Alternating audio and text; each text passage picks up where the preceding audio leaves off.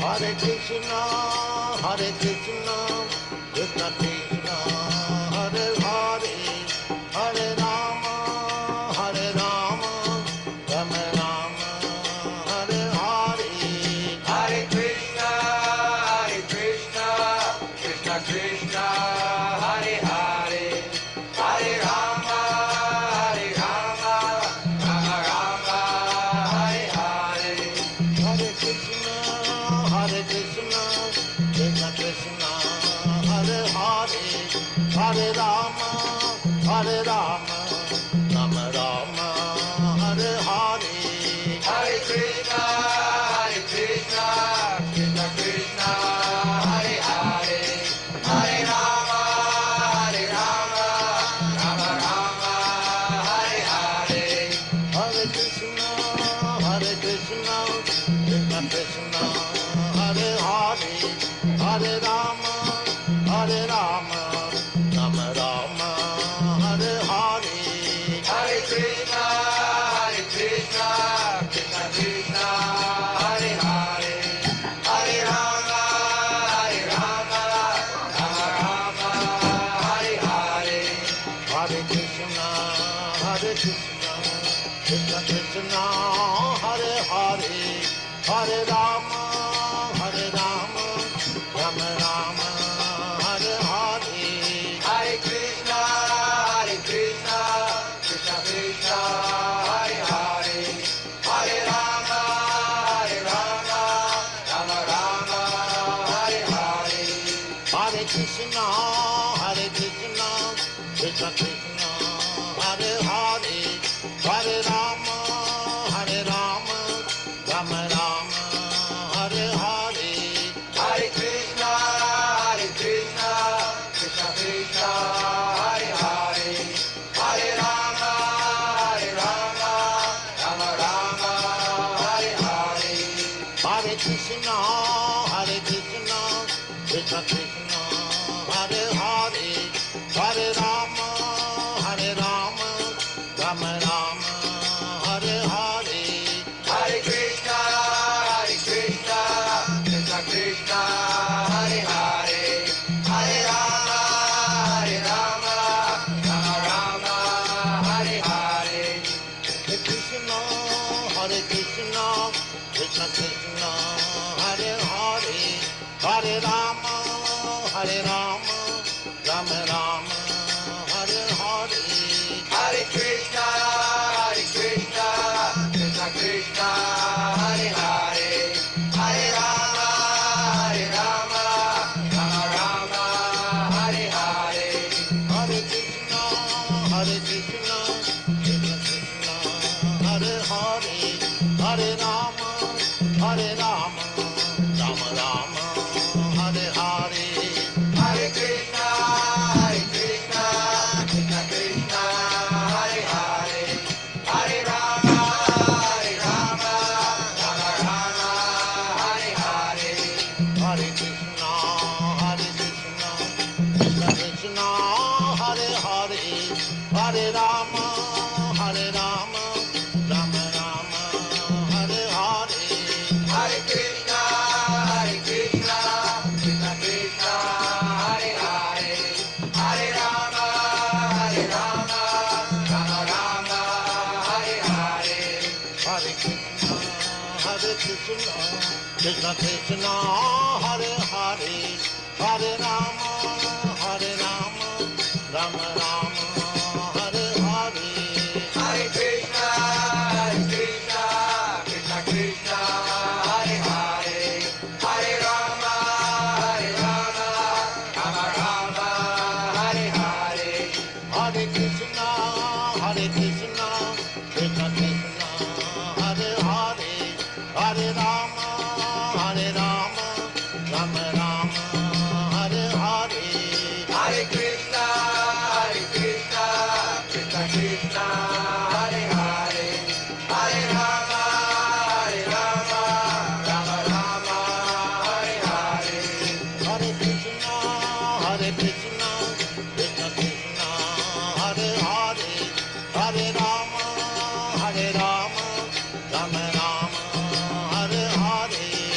Hare Krishna, Krishna Krishna, Hare Hare, Hare Rama,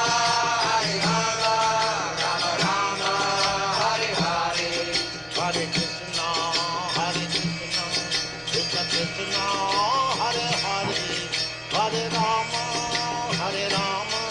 Rama Rama, Hare Hare.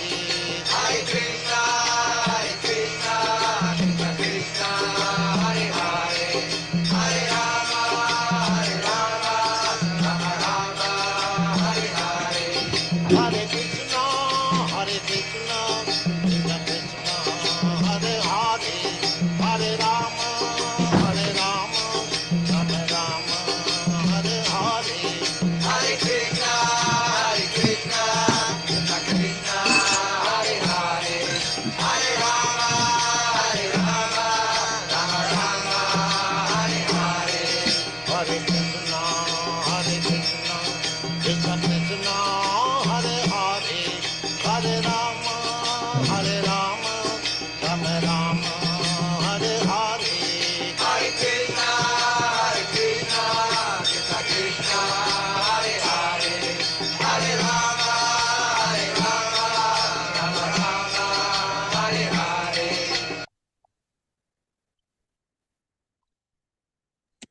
Hey, Krishna, dear devotees.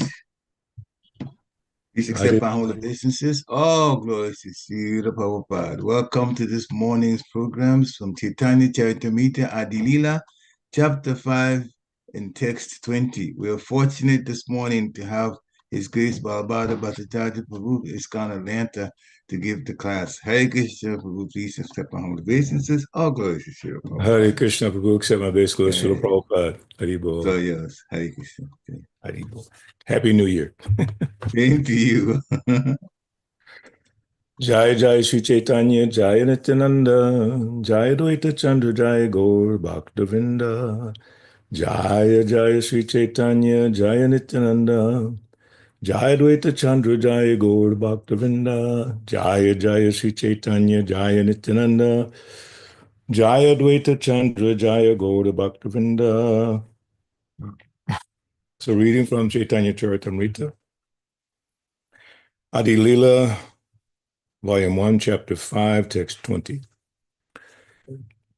Chintamani Bhumi Kalpa Vriksha Mayadvana Charma Chakshe Deke Tare Prapanchera Sama Chintamani Bhumi Kalpa Vriksha Mayavana Charma Chakshe Deke Tare Prapanchera Sama Chintamani Bhumi Kalpa Vriksha Mayavana Charma Chakshe Deke Tare Prapanchera Sama. Pariksha Prabhu.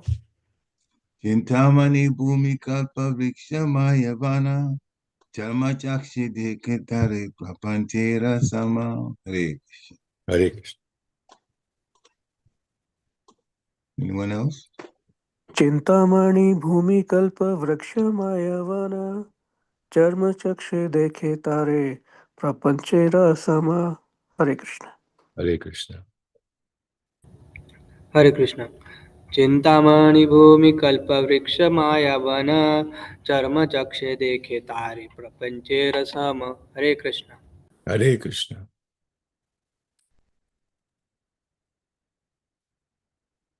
Ladies, any Matajis?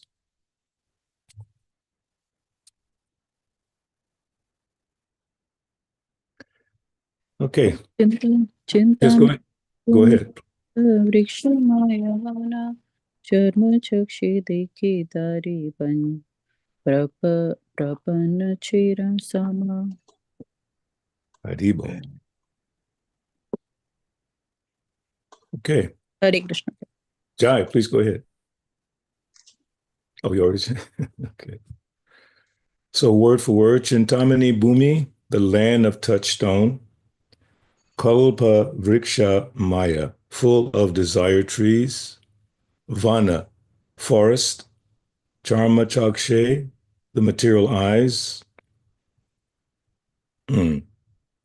Deke, see, Tade, it, Prapanchera Sama, equal to the material creation. Translation purport by His Divine Grace A.C. Bhaktivedanta Swami Srila Prabhupada. The land there is touchstone, Chintamani, and the forest abound with desired trees. Material eyes see it as an ordinary place. Purport. By the grace of the Lord, his dhammas and he himself can all be present simultaneously without losing their original importance. Only when one fully develops an affection and love of Godhead can one see those dhammas in their original appearance. Srila Narottam Das Thakur, a great acharya, in the preceptorial line of Lord Sri Chaitanya Mahaprabhu, has said for our benefit that one can perfectly see the dhammas only when one completely gives up the mentality of lording it over material nature. One's spiritual vision develops proportionately to one's giving up the debased mentality of unnecessarily enjoying matter. A diseased person who has become diseased because of a certain bad habit must be ready to follow the advice of the physician. And as a natural sequence, he must attempt to give up the cause of the disease. The patient cannot indulge in the bad habit and at the same time expect to be cured by the physician. Modern materialistic civilization, however, is maintaining a diseased atmosphere. The living being is a spiritual spark, as spiritual as the Lord himself. The only difference is that the Lord is great and the living being is small. Qualitatively, they are one, but quantitatively, they are different.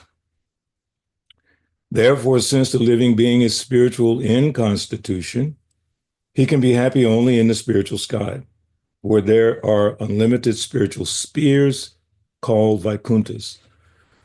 A spiritual being conditioned by a material body must therefore try to get rid of his disease instead of developing the cause of the disease.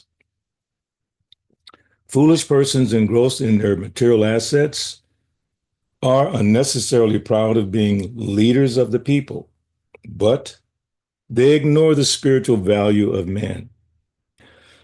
Such illusioned leaders make plans covering any number of years, but they can hardly make humanity happy in a state conditioned by the threefold miseries influenced by material nature.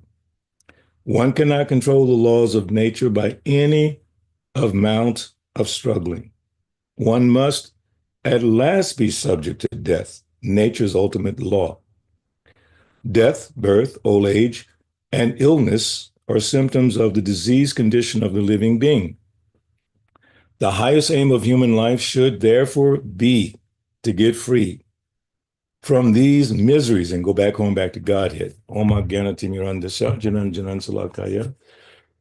Chaksu Militam Yena Tasmai Shri Guru Vedamaha, Shri Chaitanya Manobhistam, Stapitam Yena Bhutale, Swayam Rupagada Maikyam, Dadate Swapadantikam.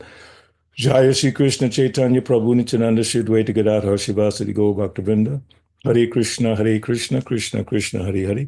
Hare Ram, Ram Ram, Hare Hare. So in reviewing this verse and purport and thinking about various points that Srila Prabhupada has made in different places in his books, I came across this statement, which I'm going to read it first, leave it there for you all to think about it. Hopefully, we can have an extended conversation about it. You know, what happens, like we read Srila Prabhupada's books, and there's so much information from Srimad Bhagavatam, Chaitanya Charitamrita, Bhagavad Gita, all his different books, that it's practically impossible to remember everything that we have read.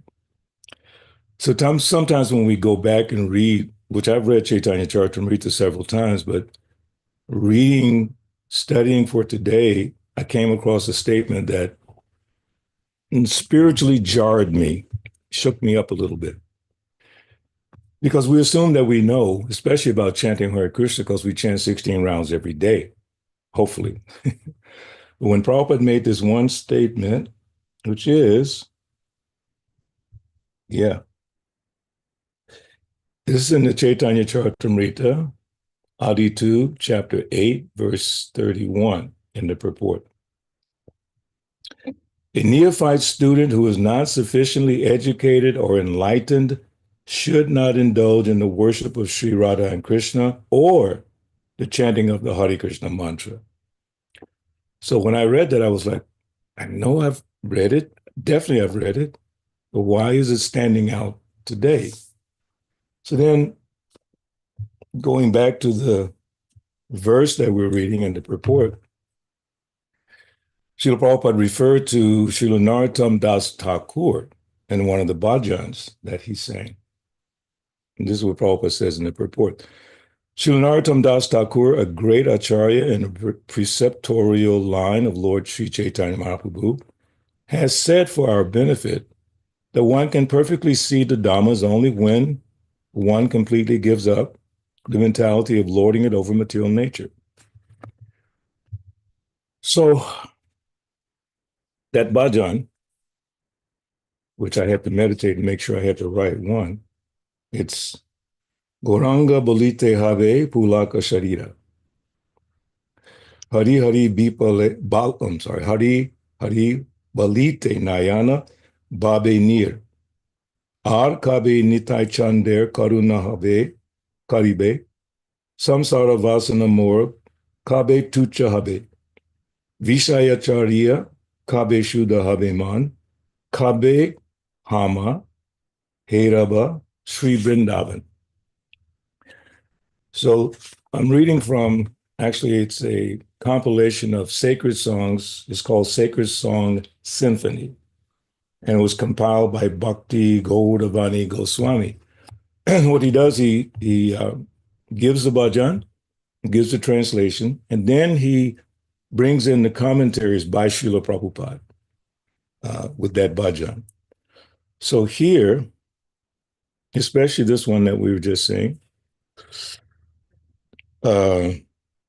when my mind is completely purified, being freed from material anxieties and desires, then I shall be able to understand Vrindavan and the conjugal love of Radha and Krishna, and then my spiritual life will be successful. So again, the verse, the purport, Prabhupada is referring to this song.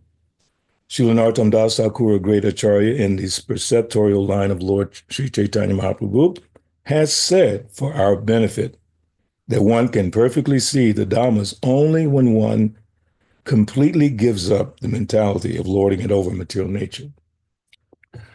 So Maharaj pulls out a really nice purport, and I went and looked and see exactly where it's from in Chaitanya Charitamrita. There's several purports that he referred to. One is from Adi Lila 7, text 17. Srila Prabhupada says, by attachment to the devotional service of Lord Chaitanya Mahaprabhu, one immediately comes to the ecstatic position. When he develops his love for Nityananda Prabhu, he is freed from all attachment to the material world. And at that time, he becomes eligible to understand the Lord's pastimes in Vrindavan. In that condition, when one develops his love for the 6 Goswamis, he can understand the conjugal love between Radha and Krishna. These are the different stages of a pure devotee's promotion to conjugal love in the service of Radha and Krishna in an intimate relationship with Sri Chaitanya Mahaprabhu. And then Maharaj refers to beautiful explanation by Srila Prabhupada in Chaitanya Charitamrita, Adi Lila, chapter 8, verse 31. Chaitanya Nityanande Nahi Eshaba Vichar Nama Laite Prem Dena Vahe Ashudar. Translation. But if one only chants with some slight faith the holy names of Lord Chaitanya Nityananda, very quickly he is cleansed of all offenses. Thus, as soon as he chants the Hare Krishna Maha Mantra, he feels the ecstasy of love of God. So again, we're reading today in Chaitanya Charitamrita when Prabhupada is saying about Srila Narottam Das Thakur, and that we have to give up this mentality of lording it over material nature and give up this tendency towards sense gratification to truly understand Vrindavan. Now, obviously, devotees go to Vrindavan. I've been to Vrindavan at least, I think, 7 or 8 times. But do we understand Vrindavan, where we are, what the circumstances are, and how important it is to become free of these material desires? Otherwise, we're not seeing Vrindavan in its true state. Because the verse we're saying here today, verse 20, the land there is touchstone. Are we seeing touchstone? And the forest abound with desire trees. Are we seeing that? Material eyes see it as an ordinary place. And we know in Vrindavan now, because I haven't been there since, when was it, 1990, long time ago, actually 30-something years ago. And even at that time, there was quite a bit of development happening. So I heard so many things, and I've seen videos. There's lots and lots of development, buildings and, places to shop and so many things to see. But is that the purpose for going to Vrindavan? Number one, to find a luxurious place to stay, which is not a problem because we want to be at least somewhat comfortable. Prabhupada had a desire to make sure devotees were basically comfortable, especially Western devotees who are not accustomed to, austere living. But how far should it go? Because the true spirit of Vrindavan is surrender, giving up our material desires, and coming to the stage of loving Krishna without any attachment. Pure devotional service, described by Rupa Goswami, Bhakti Rasamrita Sindhu, verse 1, 2. Sarvopadi Vinir Muktam Tatpadatvaina Nirmalam Rishikena Rishikesha Sevanam Bhakti Uchate. Bhakti or devotional service means engaging all our senses in the service of the Lord. As we know from the narration of King Ambrish, surviving of Krishna Padada and Dayos, how he engaged everything in the service of the Lord. So that's the real goal. And as mentioned here, the Supreme Personality of Godhead. Bhakti or devotional service means engaging all our senses in the service of the Lord, the Supreme Personality of Godhead, the master of all the senses, which means that these are his senses, not ours.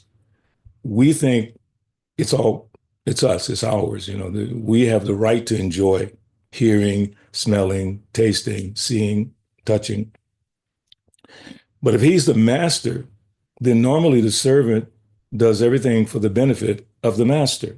That's normal within the material society. Whoever is the boss or the master, especially the one who controls and owns everything, everyone tries to please that person. So this is our transcendental philosophy, given access by Srila Prabhupada to the acharyas and all their teachings, and especially here, Bhakti Rasamrita Sindhu, Nectar Devotion. It's an amazing presentation by Srila Prabhupada. Summary study of the Bhakti Rasamrita Sindhu. Prabhupada does not take each verse and then translation purport word for word the way he normally does in Bhagavad Gita Bhagavatam. He gives a summary study. So in that summary study, and with the verse that's referred to, when the spirit soul renders service unto the Supreme, there are 2 side effects.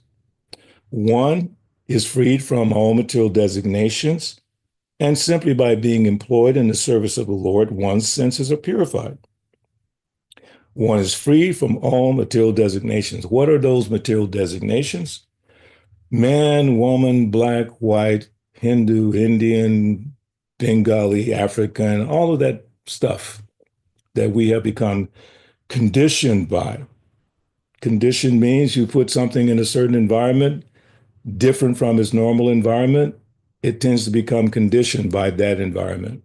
And I was just thinking of, like in the ocean, you take a nice boat or ship, nicely built, and on the land, But if that boat or ship sinks into the water, it becomes conditioned by that environment. And they start to grow. I think they're called barnacles. These things grow out from that because it's not his natural condition. So we are not in our natural condition. We have become conditioned by the material energy. And we think foolishly that we are the doers of activities that are carried out by nature. And that's explained in Bhagavad Gita, chapter 3, text 27. Prakriti kriyamanani gunai karmani sarvasaha ahankara vimudatma kartahamiti manya. Ahankara vimud atma. Ahankara means false ego. There is real ego. Aham brahmasmi, I am spirit. But the false ego is ahankar. Vimuda atma. Atma means the soul, the self. Vimudha means bewildered.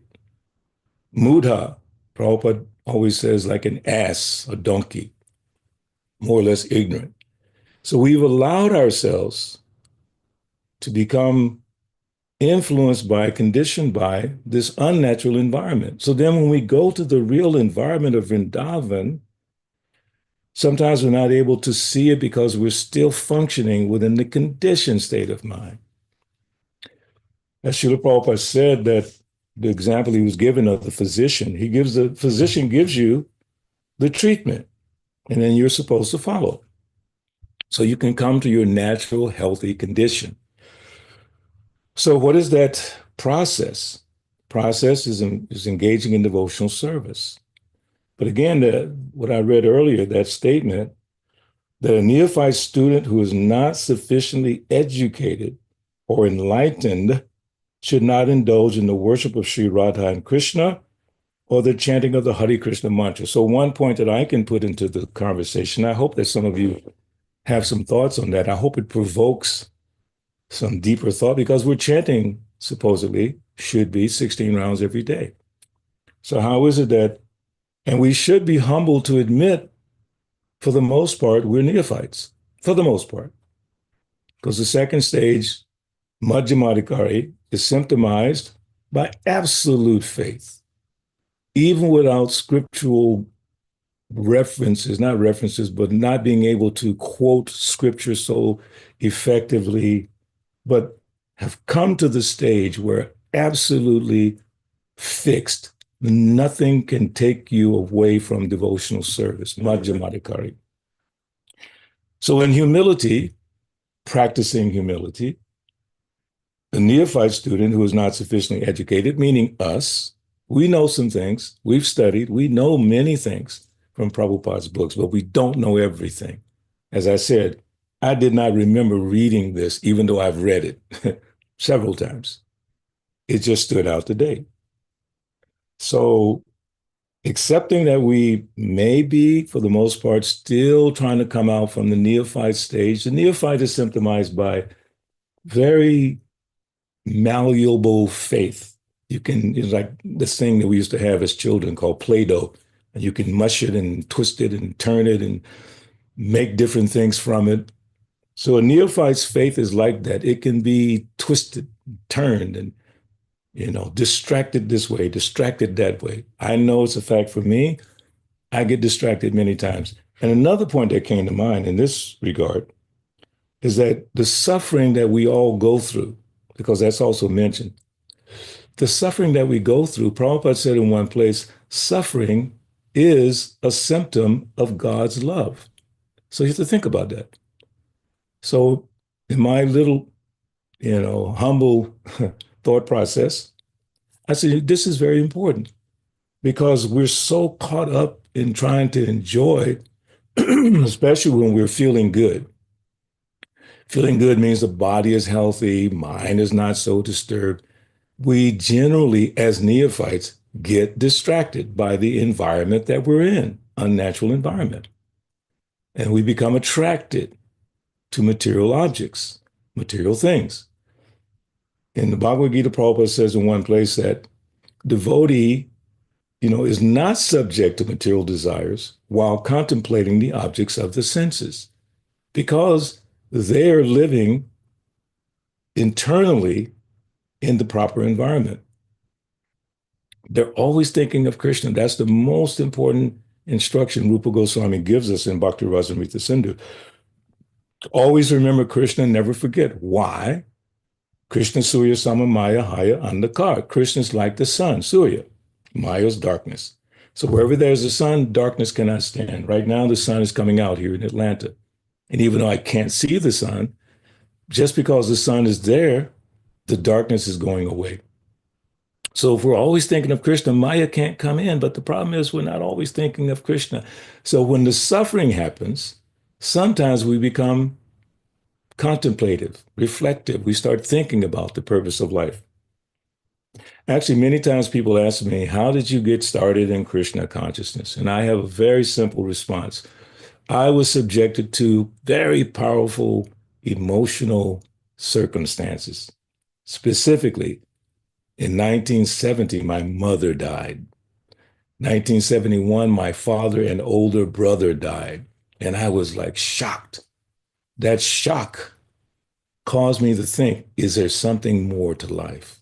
I was not thinking that before. I was so absorbed in sense gratification, the drug culture, the music culture, the sex culture, all of that. But that shock stopped me in my tracks. I had to think, is there something more? And pretty much at that precise time frame, I began to come in contact with, Vedic philosophy, first through one other guru, and then finally through Srila Prabhupada and his disciples. So again, Prabhupada says suffering is a symptom of God's love. God is, like, sometimes the parents have to smack or, hit the child. Of course, nowadays you have to be careful because they almost consider if a parent uses corporal punishment, then it's considered like child abuse. But yeah, be that as it may, sometimes you need a little slap to wake you up. Sometimes when a person is delusional, they slap them, they hit them.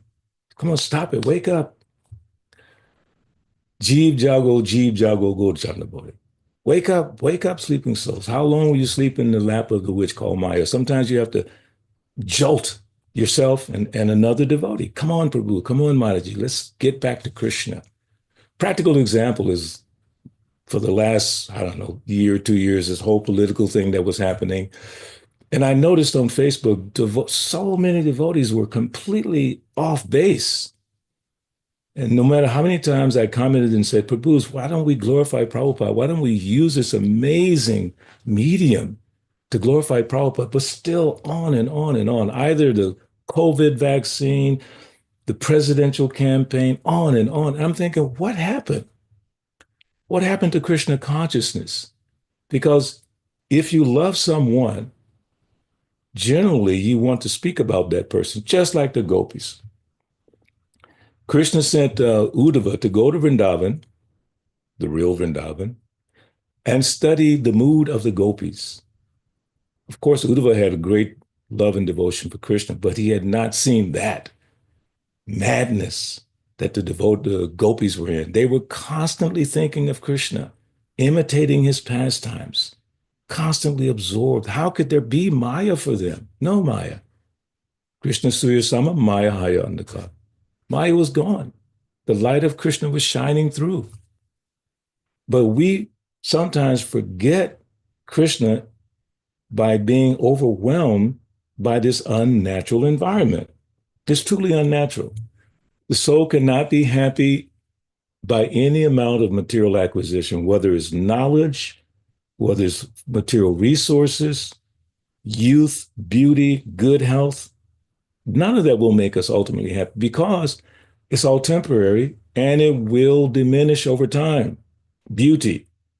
Pretty much everyone when they're little kids or whatever, they're so cute and grow up and become teenagers and so cute and loving, everyone's like really trying to look wonderful and makeup and fancy clothes and hairdos and all of that, temporary. Because once you get older, it starts to go away. Prabhupada said one time, nobody wants to see an old person. It's so funny how he said that.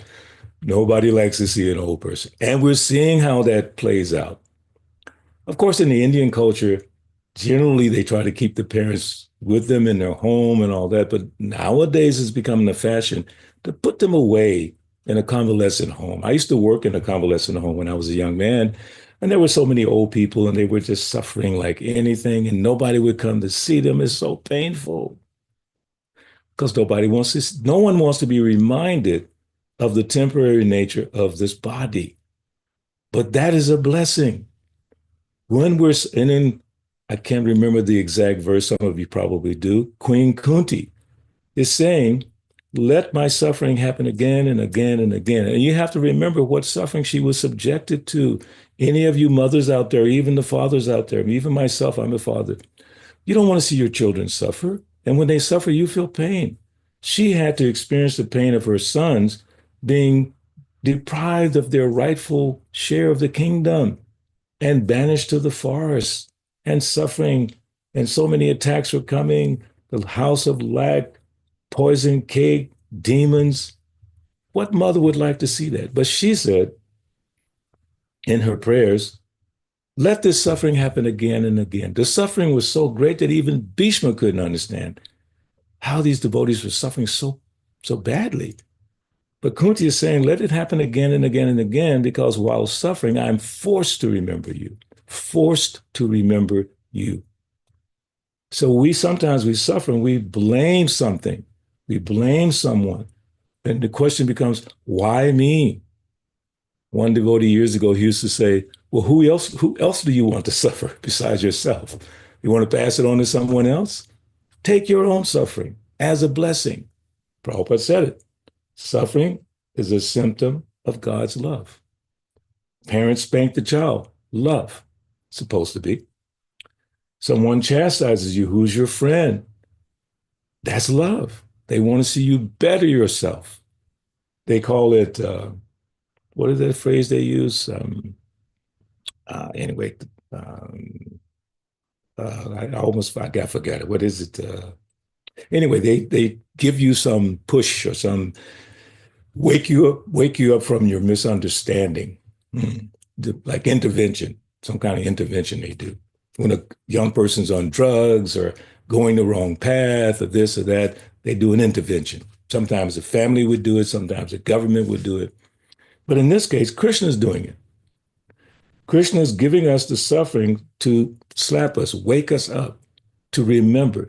Now, if we're chanting Hare Krishna regularly, as we've been instructed, and as all of us who are initiated have taken a vow, 16 rounds every day. That's a vow. We should keep it for the balance of our life, so that hopefully at the end of our lives, we will be in a position that Krishna will save us. He will come and he will pick us up from this ocean of suffering and take us back home, back to Godhead. But in order to help us stay on track, some suffering is there by the grace of the Lord. So then a neophyte student who is not sufficiently educated or enlightened should not indulge in the worship of Sri Radha and Krishna or the chanting of the Hare Krishna mantra. Even if he does so, he cannot get the desired result. So we're told to chant Hare Krishna. But it's saying here we should not do it in the neophyte stage if we're not sufficiently educated or enlightened. So what is that enlightened? From my understanding, Bhagavad Gita, chapter 10, text 10, Te sam satadayuktanam bhajatam pritipurvakam dada ami. Dada ami. Krishna says, I, ami, dada, I give you the understanding. It's not something that we can achieve in an academic fashion. Although there's no harm in trying to gather knowledge in Krishna consciousness. That's what we know how to do. Being trained up from elementary school, high school, college, and postgraduate, all that. We've been trained up how to gather knowledge sequentially, outline knowledge. That's normal. We know how to do that. But do we have realized knowledge? And how do you get realized knowledge or wisdom? You get it by applying, by practice. Again, the nice example Prabhupada is giving us about the doctor. So you may have researched all these medicines, okay? And then you go to the doctor and they prescribe it for you because they've done more research than you. They've spent years understanding the chemical nature of things. Prabhupada himself was a pharmacist, and he knew about the principles of different pharmaceuticals. But the normal person doesn't know. So you have to trust someone in order to take something which you may feel, adverse effects may be there. But if you trust the person giving the information or the medicine, then you tend to follow that instruction. So number one, we have to trust Srila Prabhupada. We have to, in order to make further progress. Don't trust our minds. I won't say your mind because I'm also guilty. Don't trust our minds. Do not. In the morning, beat it. In the evening, beat it, because it's always suggesting things that are not conducive to Krishna consciousness. That's another principle of making advancement. Giving up those things that are unfavorable, accepting those things that are favorable to Krishna consciousness. Very, very important. We recently had a visit from Romapad Maharaj at our center in North Atlanta, and he was speaking very deep on these different points about giving up these unnecessary things in our lives and accepting those things that are important in our lives. And we being able to distinguish those things, that's intelligence. Intelligence is the ability to distinguish, matter from spirit, like Sankhya. So that intelligence is developed over time, Krishna conscious intelligence, by associating with devotees, by practicing devotional service, and by having faith in the words of the spiritual master. In this case, all of us, from the beginning of this movement till this day, all of us are indebted to Srila Prabhupada, because there would not be anything Krishna consciousness movement without the sacrifices of Srila Prabhupada. So to repay that sacrifice, which you cannot do, there's no way we can repay Srila Prabhupada. At least out of respect, we should absorb ourselves in what he gave us in terms of the knowledge. Then this enlightenment happens by Krishna's mercy. He gives the understanding simply by following. And also Krishna says in Bhagavad Gita chapter 4, text 34, Tadvidi panipatena priprasnena sevaya upatek shanti te jnanam jnaninas tattadarshina. Tattadarshina means the spiritual master has seen the truth. That means an elevated spiritual master has seen the truth. Seeing the truth, does it mean that he sees Krishna walking, dancing, playing? Could be. Is it necessary? Not totally necessary, but could be. Like Srila Prabhupada in one of his prayers, and Sasud Maharaj points this out in the Lila Amrita, that Prabhupada said, I long to frolic with you in the cowherd pastures. So Maharaj gave a simple understanding that this could indicate that Prabhupada was talking about being a cowherd boy with Krishna, frolicking, because the gopis did not do that. Only the cowherd boys did that. They went to the pasturing grounds and all that. So he gave that understanding that Prabhupada was saying like that, meditating like that. So this Prabhupada has given us access to this vast ocean of information. And when we dedicate ourselves to trying to follow what Prabhupada said, we make really nice advancement. Tadvidi pranipatena. So we should try to learn the truth. Krishna says, just try to learn the truth by approaching the spiritual master. Inquire submissively, render service. The self-realized soul can impart knowledge unto you because he has seen the truth. We haven't seen the truth. We can't even see Vrindavan, even if we go there. Maybe some devotees, I don't know. I can't speak for every devotee. But I know that I don't see it 100%. Desire trees, Chintamani, don't see it. I see dirt. I see animals. I see bad sewage. In fact, when I went to India many times, I would really be upset with the government. And I'm thinking, why can't they provide at least some decent sewage in certain places like Vrindavan? Of course, now devotees and people are trying to make it better. But that's how I was seeing it. I remember one day I was staying at Fogel Ashram. And I always tell the story of Gopal Krishna Maharaj, why we arrived there and the Fogel Ashram was not clean, was not ready. And Gopal Krishna Maharaj personally got down and cleaned the room for us. Couldn't believe what I saw.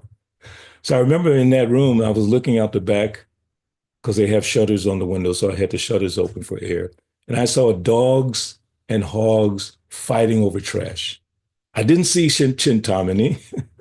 I didn't see the Kopavreksha. I saw dogs and hogs fighting over trash. I'm in Vrindavan. Why am I not seeing Krishna? Or we see the monkeys. Everyone complains about the monkeys stealing your glasses, stealing your whatever. What happened to Vrindavan? Vrindavan just disappeared. Why? Because we're still conditioned. So in our conditioned state, it's very difficult to appreciate. So again, back to the purport, it's saying, the land there is touched on. The land of Vrindavan is touched on. So when Akrura went to Vrindavan on the behest of Kamsa to bring Krishna back to Mathura so Krishna could be killed, and Akrura knew why he was going. But in his mind, he was thinking, I'll get a chance to see Krishna, even though he knew his mission was not nice, to bring Krishna back so Krishna could be killed. But in his mind, he's thinking, at least I'll be able to see Krishna. Similarly, Sudama Vipra, when his wife was insisting that he go and ask his friend Krishna, who's in Dwarka, and he's so wealthy now, go ask him for something. You're such a poor Brahmana, you need something, go ask him. And he did not want to do it. But then he thought, but if I go, I get to see Krishna. If I go there, I get to see Krishna. Akrura is thinking the same thing. I will see Krishna. Then Akrura was meditating. When I get there, I'm going to bow down. He's meditating all the things he was going to do when he came in Krishna's presence. I'll get down from the chariot. I will roll in the dust of Vrindavan. Sometimes, and not to be critical, sometimes devotees can't wait to go to Loi Bazaar. Some of you have been to Vrindavan, you know what is Loi Bazaar. It's the shopping district. They can't wait to get there and buy so many things. Of course, most things are Krishna conscious things. But the purpose of going to Vrindavan is what? To become more absorbed in the mood of the Goswamis. So I just want to share one more thing before we have a discussion. And it's from that purport that was quoted about Narottam Das Thakur. Srila Prabhupada says, this is Adi Lila 2, chapter 8, verse 31, which I read earlier. But if one only chants with some slight faith the holy names of Lord Chaitanya Nityananda, very quickly he is cleansed of all offenses. Remember, we're talking about getting free from these offenses so we can see the real Vrindavan. Thus, as soon as he chants the Hare Krishna Mahamantra, he feels the ecstasy of love of God. Purport, Srila Bhakti Siddhanta Saraswati Thakur remarks in this connection that if one takes shelter of Lord Sri Chaitanya Mahaprabhu and Nityananda, follows their instructions to become more tolerant than the tree and humbler than the grass, and in this way chants the holy name of the Lord, very soon he achieves the platform of transcendental loving service to the Lord, and tears appears in the eyes. Then he talks about offenses to be avoided. Therefore, if one chants the Hare Krishna Mahamantra, but his life is still full of sinful activities, it will be very difficult for him to achieve the platform of loving service to the Lord. But if, in spite of being an offender, one chants the holy names of Gaura Nityananda, he is very quickly freed from the reactions of his offenses. And one other thing, maybe two other things. In order to understand Radha and Krishna worship, worship them and engage in their loving service, one must be guided by Sri Chaitanya Mahaprabhu, Nityananda Prabhu, and the six Goswamis, Lord Chaitanya's direct disciples. And just here, one other thing. Okay, here we go. Unless one is very fortunate, he should not be induced to worship Radha and Krishna directly. A neophyte student who is not sufficiently educated or enlightened should not indulge in the worship of Sri Radha and Krishna or the chanting of the Hare Krishna mantra, which we read earlier. Even if he does so, he cannot get the desired result. One should therefore chant the names of Nitai Gaur and worship them without false prestige. Since everyone within this material world is more or less influenced by sinful activities. In the beginning, it is essential that one take to the worship of Guru, Gauranga, and ask their favor. For thus, despite all his disqualifications, one will very soon become qualified to worship the Radha Krishna Vigraha. So just in summary, from my perspective, is that only by the mercy of Srila Prabhupada are we allowed to chant the Hare Krishna mantra, even though it's saying that one should not in the neophyte stage, better to chant Gora, Nitai Gaur. But by Prabhupada's, I don't know, immense mercy, unlimited mercy, he's allowing us to chant the Hare Krishna mantra, even though we're not ready. We're not ready. But he gave us the ability to do it. Never forget that. We might think, I'm chanting so nicely. No, Prabhupada allowed us to do what almost like you had to be more advanced to do. To be more advanced to sit down and chant the Hare Krishna mantra with faith and devotion. Because most of us, that's not how we chant. We chant to get it done, to get the 16 rounds done. Because we vowed to do it based on vow. That's called sadhana bhakti. And that's the beginning. We should do because we've been ordered to do it. But at some stage, we will be so moved every time we say Hare Krishna, because the realization coming from the Lord, confirmed by the spiritual master, confirmed by the Shastras, is that Krishna is dancing on our tongue. The same Krishna dancing on our tongue when we chant Hare Krishna. But do we think that when we're chanting? Probably not for the most part. But will we come to that stage? That is what Narottam Das Thakur is saying to us. Gauranga Balite Habe Pulaka Savira. He's saying, I need to get free from these offenses so I can see Vrindavan, so I can chant the holy name nicely. Kabe Habe Bolo Se Dinamar. When, oh, when would that day be mine? Offenses ceasing, taste for the name increasing. When in my heart will your mercy shine? When, oh, when will that day be mine? That's a prayer of the Acharyas. So I will stop there, and hopefully there'll be some discussion. Hare Krishna, Krishna Krishna, Hare Hare. Hare Ram, Ram Ram, Hare Hare. I'm sorry I went through so many things, but it's just, I sat down to read this and like 5 books jumped on my table. I couldn't resist.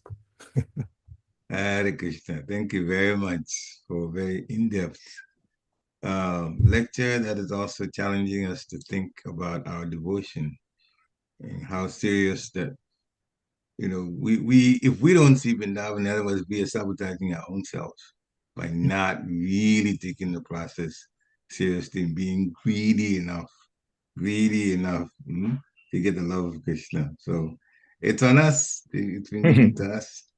What we do, it's up to us. Hare Krishna. It's and thank you for bringing it up, because we get told so many times, this is what's going to happen. You're going to see Vrindavan for real. And then it doesn't happen because we're not working hard enough on ourselves and on our emotions and our minds. Yes. Anyway, devotees, this is the time to unmute yourself if you want to share some realizations and so on. I see nobody yet. Oh, okay, yeah. Gita Mataji, Hare Krishna. Please accept my humble obeisances. All glory to Srila Prabhupada. Hare Please go ahead. Krishna, please accept my humble obeisances, August to Prabhupada. Hare Krishna, Madhu. It's always so nice to hear you. I wish you could speak every day. So, I second that. let's Thank you. change the schedule. One thing that really, really hit me hard in a good way was that we are not qualified, but Srila Prabhupada has allowed us to Yes. do bhakti. So thank you so much for that powerful point. Hare Krishna. No, thank you for bringing that point again, because it's true. When I took initiation, or not took, when I received it from Srila Prabhupada, sometimes the devotees say, I want to take initiation. You don't take it, you receive it. So when I was sitting there on my knees in front of Srila Prabhupada looking at him, I couldn't look at his eyes. I just couldn't. It was just too powerful. But I was thinking that knowing where I came from just a few months prior, because I got initiated July 5th, 1974. I came to Krishna consciousness the end of 72, beginning of 73, very short time. Just coming from, preacher music industry, and you know what that means. Yeah. The whole hippie A lot of culture. sense gratification. Yeah, yeah. And I'm sitting there in front of Prabhupada, and I thought, he sees through me. He sees all the nonsense that I've done in my life. I was embarrassed. I wasn't proud. I was embarrassed. I knew he knew my heart. Krishna could tell him who this person is sitting in front of him. Not because I'm African American or whatever, black and all that kind. None of that. That didn't even go through my mind. It was just my lifestyle that I had lived for 20 something years. Now I'm sitting in front of this pure person, and I just felt embarrassed. So he was so kind to give me a name, which when he gave it to me, I misheard it. I thought he said Balabhadra, Bhattacharya, because I was so overwhelmed. It just, poof, your name will be, and I thought he said Balabhadra Bhattacharya, because I didn't know Balabhadra Bhattacharya. We hadn't read that part of Chaitanya Charitamrita. I didn't realize who he was. And then I was going around for the first day or so in Chicago. What's your name, Prabhu? Balabhadra Bhattacharya. And my temple president said, you idiot, your name is Balabhadra. I was like, okay. It was so amazing. But Prabhupada just was like the sun.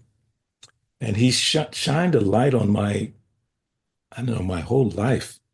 So then I realized I have to try to live up to some higher standard of life because he blessed me. Then he asked me, the 4 rules and chant Hare Krishna 16 rounds a day. He gave me that.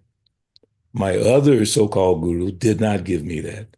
My other, in all due respect, so-called guru was telling us that you chant this mantra and you will enjoy life more. Transcendental meditation, TM. You'll be able to be more intelligent, more successful. That's how they were enticing us. Prabhupada didn't say that. He said, you chant Hare Krishna based on Lord Chaitanya. What is the sloka? Trinada pisa nichena, toroda pisa histana, amani na mani dena, kirtaniya sadadari. Humble like a blade of grass, tolerant like a tree. We didn't grow up like that. At least I didn't. I grew up where you had to be strong, man. You got to protect yourself. You got to show people, you got to be a bad dude in your neighborhood kind of thing. And here I am being told, humble like a blade of grass, tolerant like a tree. And that way you can chant Hare Krishna constantly. So Prabhupada exposed us to this mood of the acharyas. Sometimes devotees throw around the word acharyas. The acharya said this, the acharya said that. But how did the acharyas live? How did Rupa Goswami, Sanatana Goswami, 6 Goswamis, how did they live? And are we supposed to, at least in principle, in meditation, follow how they live? We might not be able to go and live under a tree like the Goswamis on different trees every day, every night. But in our mind, the mood should be like that. The mood should be humility and pridelessness, practicing humility, not being desiring or anxious to be glorified by others and all that foolishness. So in the mind, the meditation should be following in the footsteps of the acharyas, primarily following in the footsteps of Srila Prabhupada, who led us to the acharyas, who exposed us to the acharyas. I don't think for one second that most people in India know about the 6 Goswamis. I'm not going to criticize anyone or anything, but I can pretty much guarantee that most devotees from India who came to the Krishna consciousness movement did not know anything about the acharyas. Hardly. Prabhupada revealed the acharyas to us. Rupa Goswami, Sanatana Goswami, Raghunath Bhatt, Raghunath Das, he revealed them to us. You can't thank Prabhupada enough. Thank you, Gita Mataji, for bringing it to our attention again. You cannot. So therefore, in the mood of repaying Prabhupada, which is foolish to think that you can, he should be at the forefront of everything ISKCON does. Every ISKCON devotee who ever gives any class or lecture should make Prabhupada the center and focus of that conversation. as an offering of respect, because we would not know anything that we're able to speak without him connecting us with the acharyas. I know different devotees read different books by the acharyas, and Prabhupada encouraged us to study the books of the Goswamis. But we don't want to overstep Prabhupada. Whenever, just like they say, actually, yesterday I was watching the inauguration, kind of like as a civic duty. And this African American preacher got on and he did his thing. And I saw a comment later saying that he did not give credit to Martin Luther King, whom all the words he was speaking and the mood he was speaking was in the mood of Martin Luther King on Martin Luther King's birthday. And I thought that was interesting. He was quoting, saying all these things that King had said, but he didn't say it came from King as if it came from him. So devotees have to be very careful. What comes from us has been given to us by Prabhupada. If we quote some Acharya, Prabhupada gave us access. If we're chanting 16 rounds, Prabhupada gave us that. So that's just a meditation. Thank you again, Gita, for bringing that point again in this discussion. Anyone else? Thank you very much. Thank you very much for your explanation. It just feels to me we have so much work to do. Yeah. There's always room for improvement, but there's quite a bit of improvement we have to go through. This text especially is letting us know. Oh, it's an amazing text. Yeah. Guranga Bolite Havi, yes, So much is there that we have to do. Nobody should give up. No. We are in the right path. We are in the right path. If you give up, that's a mistake. Big mistake. But giving up means we're disrespecting Prabhupada. Because he told us, just keep doing it. Satatam Kirtan, just keep serving, keep serving, keep serving. And the acharyas are telling the same thing, just keep going. Yeah. They say quitters never win and winners never quit. So we want to be winners. That's nice. Yeah, we have to keep going because no matter where we get to, the mercy is always there. Yes. That's the great part. Yes. That's the great part. Anybody else want to ask a question or you have some comments or some realization? Honestly, Happy New Year. You too, Prabhu. Please accept my humble obeisance. I want to thank Mother Gita for her question and your answer. And what is coming to my mind, Prabhu, is the key word that Mother Gita asked in her question was not being qualified, the key phrase. Yeah. And you answered with another key word, which is embarrassment. And I thought it's making me actually very teary because, sometimes when we go before the spiritual master, or when we think of our spiritual master, or when we think of any service, are we, we always are so puffed up, that we think I'm qualified. I've been initiated for 5 years. Why am I not?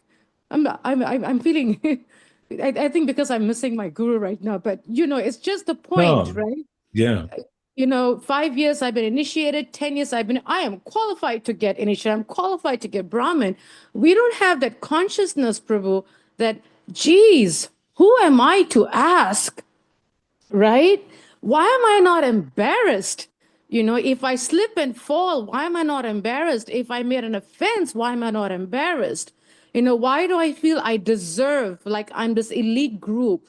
So, Prabhu, how can we really develop that consciousness of, a straw in the street, that we hear in the Shishastakam, and really feeling that, why do I feel so qualified and, that I deserve, to get this and that, just like 2-3 months ago, I was talking to a couple of, just like, I think it was 6-7 months ago, talking to a couple of devotees, and they overheard me having a conversation with someone else about Brahman initiation. Of course, this disturbed this devotee, and they came and asked me, and I just pretty much said, you guys got a long way. I don't see that commitment, because they feel that, I've been initiated. Why are you not giving it to me?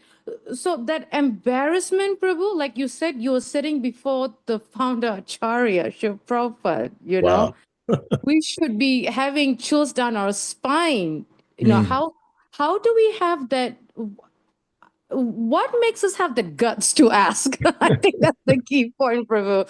And why are we not feeling that embarrassment, lack of a better word, that, wow, who am I to ask? Is it, and really wait for the mercy? Like, Prabhu, like for me, I haven't been to Vrindavan, practicing for 32 years. And I don't regret because Bhakti Swami, and I think Prikshit will that can remember that. Bhakti Swami always told us, you can only go to the holy place by the mercy of the devotees, not by flight Wow. ticket. Wow. He always told us that. So even when I wasn't able to go even to Mayapur, I just said probably I wasn't getting the mercy. So I just waited and waited and it wasn't waiting, it's actually because I just said, whatever, Krishna. And then we hear Prabhupada saying, the temple that you serve, that's your Vrindavan. Yeah. That's your Mayapur. But by the mercy of Nitai Gaurachandra, I was able to go to Mayapur because I had to bring them, the deities back. So that was their mercy. But Yeah. Prabhu, how can we develop that understanding, that key word that you used, embarrassed?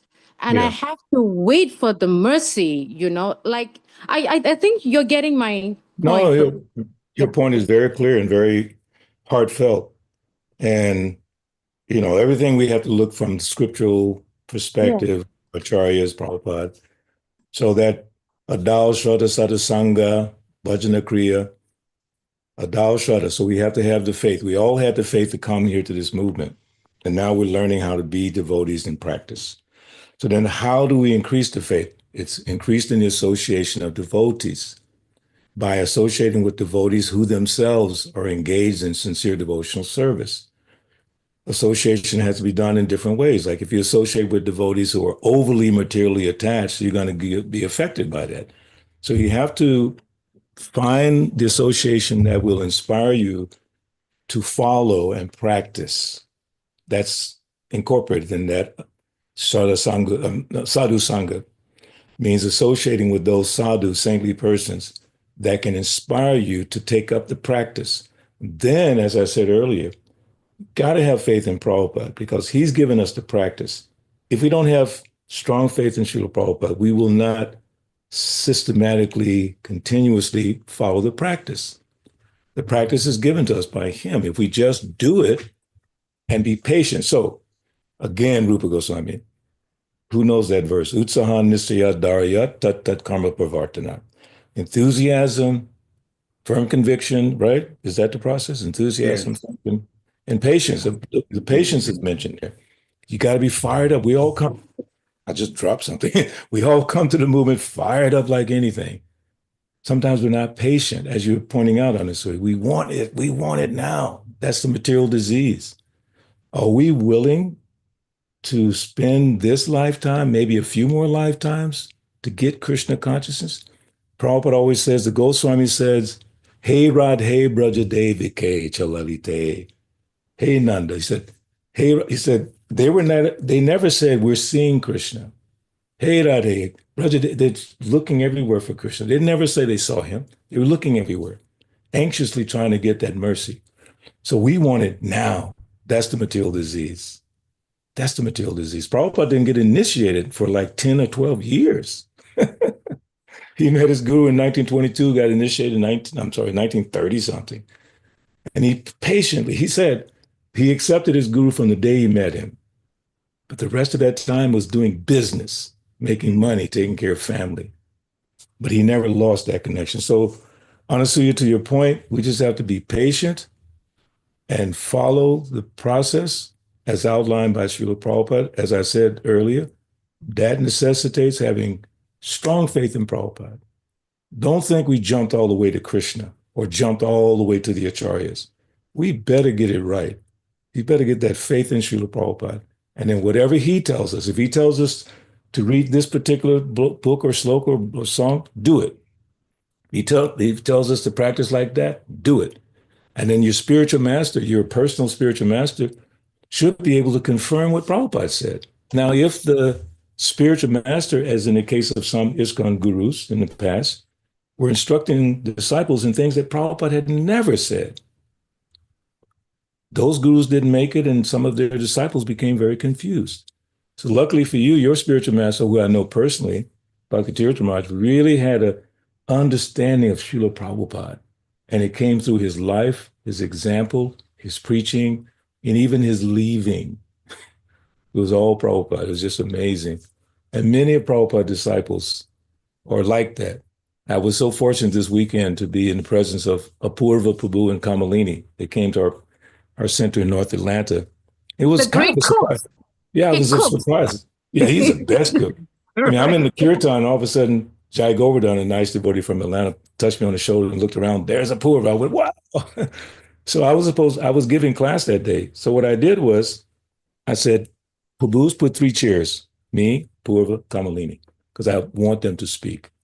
So I introduced Apurva. I said, this is the most recognized cook in all of this con. Mhm. But then what he said was, he followed that lead. You know what he said to the devotees? When you're cooking, you have to think of Krishna. It was beautiful. And another thing he said, his first service in the kitchen was given to him by guess who? Who's missing on this call? Who's missing on this call right now that we all love so much? Vishnugoda Prabhu. Vishnu. Yeah, yeah, yeah. He said, my first service was given to me by Vishnu Gada. I was like, wow. I mean, how fortunate are we to have Vishnu Gada still with us? A person who inspired Apurva? Wow. So the point was that they talked about Prabhupada, and then Kamalini spoke about Prabhupada in the Bhagavatam, and devotees were fascinated because these are all kind of new people. To see old Prabhupada disciples were all kind of like, we're getting old and bodies are getting like this and that. But to hear from those persons and their faith in Prabhupada gives you an impetus to have faith in Prabhupada. They can think like this. You guys have been around over 50 years and you're still talking about Prabhupada? Man, that's amazing. I hope people are seeing that.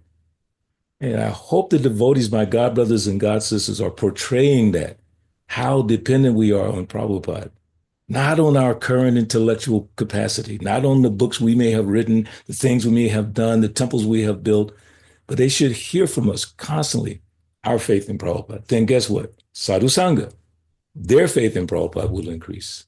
Because they know if I'm going to be in the presence of Balabhadra or this one or that one, I better talk about Prabhupada, because otherwise they don't want to hear me talk.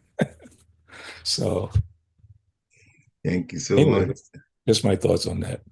So again, honestly, that's the point is associating with devotees who have that kind of faith will increase your faith. So you're very fortunate. Your spiritual master set that example of faith in Prabhupada till the very end. You know it, till the very end. And Prabhupada set that example till the very end. You go through all these acharyas till the very end, remembering Krishna and remembering their spiritual master. So beautiful.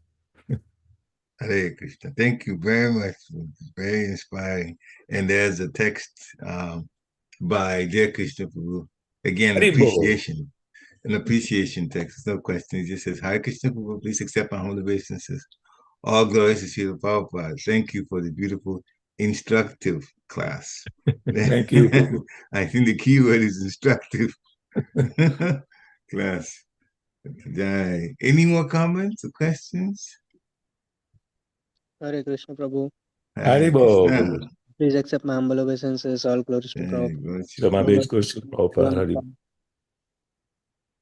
Yeah, a wonderful class, Prabhu. It's always nectar flowing when you are giving class because you get all those references from various books, and that is always the highlight for me.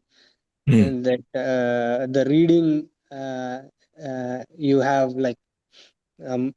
read so much and so many times. I know that you just don't read it once, you keep on reading multiple times each book kind of, and because of that you have so much like intelligence to pull out references from different books. So I just wanted to get your blessings so that one day, like you said, prayers of acharyas, when will my baby that I will be doing some service to Lord Krishna. So my prayers will be like when will my day be that I will have read sufficient enough to pull out references from different books and be following them, not just be well read and well versed with those things, following Prabhupada and uh, yeah, because I remember you were talking about Goswamis. I remember, I think Chandramauli Swami Maharaj told one devotee that Goswamis were not very healthy by body. Physical body was not healthy, but they gave so much to us. Bhakti Rasamrit Sindhu, nectar of devotion, this and that. So they they gave up their bodily like health, and they uh, kind of uh, put all their heart efforts into writing all these scriptures. So hopefully I also kind of give more attention to service. So yeah, that's my prayer. Thank you. That's very beautiful. Thank you very much. Hare Krishna. Any more comments?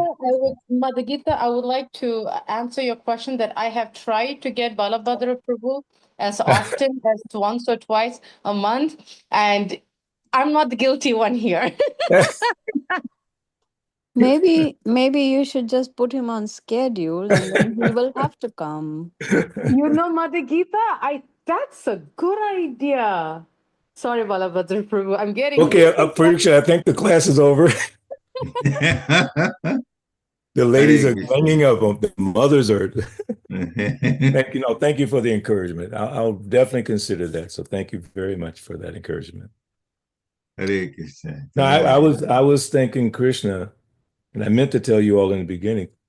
Thank you for allowing me to speak on this particular verse with the purport, because it just kept moving out and exposing different things. I was like, wow, I'm so blessed to be able to be in this association so we can think about these things and talk about these things together. Sadhu Sangha, being together. Prabhupada, number 3 purpose of ISKCON? Here's a test. Who knows the number 3 purpose of ISKCON?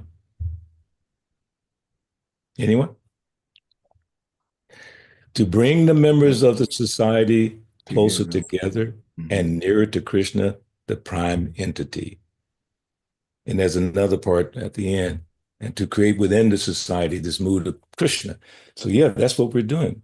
We're doing what Prabhupada asked us to do in his 3rd purpose. And thank you, Parikshit and Anasuya, for maintaining this class so devotees can come together, even though they're not physically at the temple. We're using technology in the proper way. We're not having a political conversation and all that nonsense, only if it's in context to Krishna consciousness. So thank you for maintaining this. And I will definitely consider, accepting your invitation, because it's really a blessing to me. I'm not like a blessing to you, but it's a blessing to me to have to stop whatever I'm doing and to think and prepare for this discussion. So thank you. Mother Gita, it's working, Mother. We got the magic in, Mother. Yeah, so what you could do is for February, 3rd Monday is Balabhadra Prabhu. I'm getting so much support from Mother Gita. Yeah, I am like psyched out right now. So first Monday is Dronacharya Prabhu. Second, I would do. Third would be Balabhadra Prabhu. Haribol. Haribol. You're making me think about what I heard or what I read this morning, actually. No, Prabhupada's lecture this morning. He was saying that no one goes to the temple with a stick in the hand and chastise the deity. He's talking about the month of Damodar, because Yashoda has a stick chastised. He said, who goes to the temple with a stick to chastise the deity? He said, the only devotee can think of being the mother of Krishna, not being the servant of Krishna, being the mother in charge. So because you're my mothers and you're chastising me and telling me, what can I do? How can I fight it? You have a stick saying, Balabhadra, you have to do like this to serve Prabhupada. So I'm glad it worked. I'm glad it worked. I am following Mother Gita's footsteps. I'm just going to walk Mother Gita's footsteps. There was a request by Balabhadra, which I will definitely do right now. Vanchakalpatru Pesha Kripa